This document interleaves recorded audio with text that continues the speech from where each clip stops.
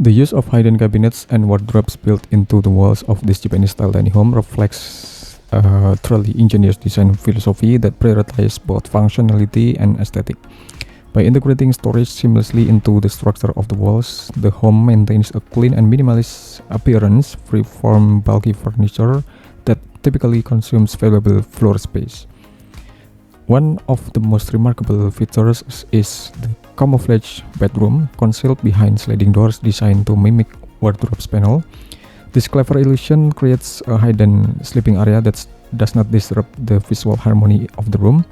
It's a stunning example of how camouflage design can bring both surprise and sophistication to a compact space. Together, the built-in wall cabinet and disguised bedroom entrance represent a brilliant layout solution for making a small home feel spacious, organized, and livable.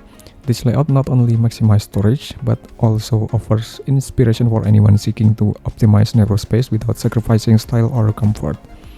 It's a shining example of how Japanese spatial design can transform even the smallest home into an elegant, multifunctional living environment.